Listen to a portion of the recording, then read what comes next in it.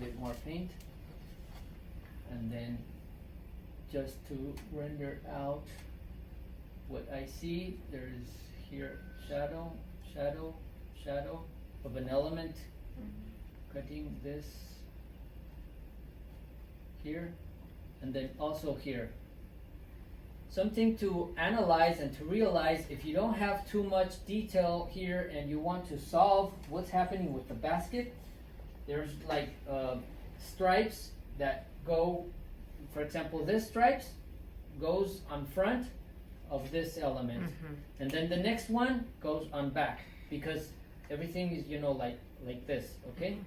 Like a weave. Exactly. So once you analyze and you understand, sometimes it takes me half of the process to understand, and the first 50% of the process I'm making mistakes, but once I realize how everything is working and I understand it with a certain perspective, I can start painting it without even looking at the image. So right now, for example, these lines would go kind of like this. This goes like in front, and then this goes in the back. This one goes in front.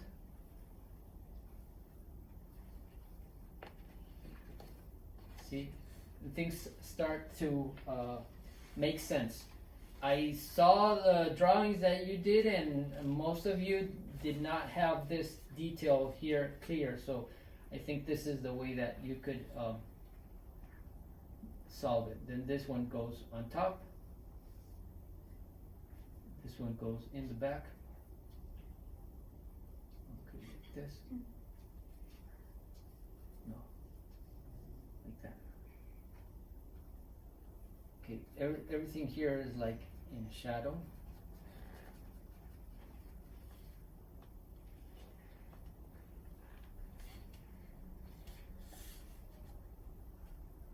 Oye, lo de la canasta está como que poco cargado de pintura, ¿sí lo estás haciendo a propósito?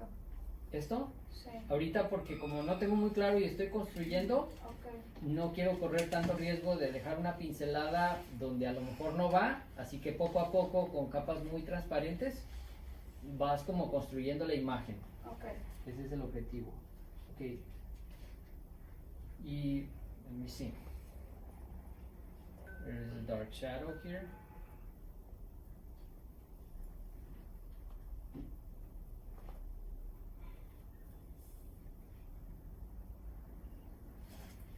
Okay, and then there's other shadows here.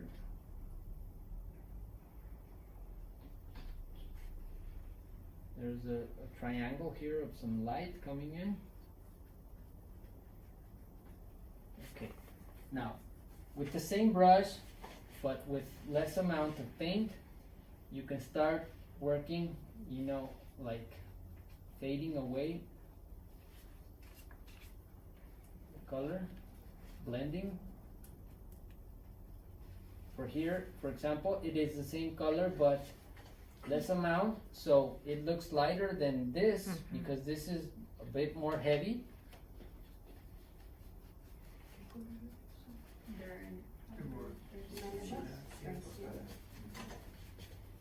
Obviously, if you use plain black, you wouldn't get this variety of color, which is added by using burnt sienna and the brown. If you want to make this a bit more transparent, Ahí ya no tiene negro, ¿verdad, Omar? No. pues el pincel sí tiene. Ok, pero ya. Ya no le agregué más, pero sí es una mezcla entre un poco de negro. Voy a cambiar de pincel, and I'm going to add some turpentine. And look what's going to happen. As you're fading the color. Exactly. And since this is a really thin layer, it's going to dry really fast. I mean, not like in minutes, but A mí me ya tocado escuchar eso como aguarraseado, así que sí. aguarraseado. Esa ya es una mexicanada. Es más como una veladura. Exacto. It doesn't show. See? Okay, just, you know, like to start working out with values of color. I'm going to do the same thing as for here. Like to blend, like from a shadow here. But quite an amount of turpentine, right? No Para que entendí la corra. ¿Cuánta la cantidad? Bastantita. No, no tanta. Solo se humedeció el pincel. I just got the brush kind of like wet with turpentine. Not that much. The whole painting, you're gonna do another painting with that mix? No, I'm just, Well, just the darker areas? yeah, just trying to give an example. Okay. I could, if, but it would take more time. Mhm. So right now, okay, this color was not right. Now, El red sienna. see, look, change the color, oh my God. The brush. I'm going to pick up a little bit more liquid, and now I am going to make a mixture of green, sap green, and a little bit permanent green light. If I'm using green, and if it's too saturated, what do I need to use to desaturate the color? Red. Exactly, so let's pick a little bit of this madder red. And I make a new mixture. This is the dark version of green. A ver, otra vez la mezcla. Does that green, sapper green, Dark green. y madder green? Yes. The two types of greens Mhm. and madder brown, which is kind of like alizarin Permanent green. crimson. Sap or permanent? Mhm. Okay, and we have this type of greenish color, like olive green, military dark green in the back. Looks like a yellow ochre with the green. Sap green, permanent green light, and madder brown. Okay, here. Now I'm going to add a little bit of black, And then a little bit of black. and I want to make a dark shadow Más blanco, más negro. here.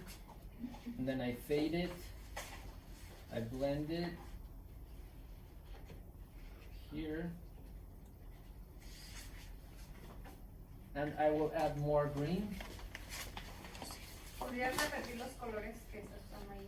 Sí, verde claro permanente, verde vejiga, y para oscurecerlo un poco de Madder brown. rojo, del rojo oscuro, del madder brown. Okay, so there's this dark green.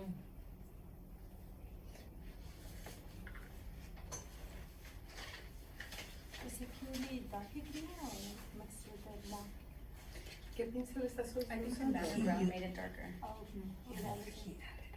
Estoy usando un pincel, this is a Filbert synthetic number 4. Now look, do you see how ugly the color looks here? Because you can see the brush strokes. If I want to get rid of that, I will need to add and add and add more color, or if that amount of paint is okay with me, what do? I pick up a soft red hair sable brush. And then you just play your magic.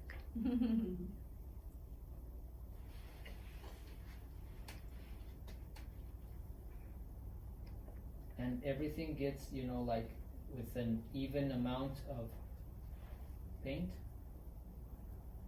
And you blend the color. Now for the first layer, for me, this is enough paint. I will let this dry and then I will come back to add more color, texture, or whatever in the background. Okay, same color is going to happen on the left side, because I see some green on this, and based on the fact that the basket is kind of like warm reddish orangey color, the complementary color for the red is the green, so I believe that they act really nice what happened if I painted this black? It would be, like kind of like, Too harsh. yeah, harsh, but iba a decir una palabra en español, acartonado. I see, so stiff, very Yeah, stiff. like a stiff, unnatural color. So that is why I am trying to, in my mind, always think about complementary colors. It's better to use some dark green than to use just plain black,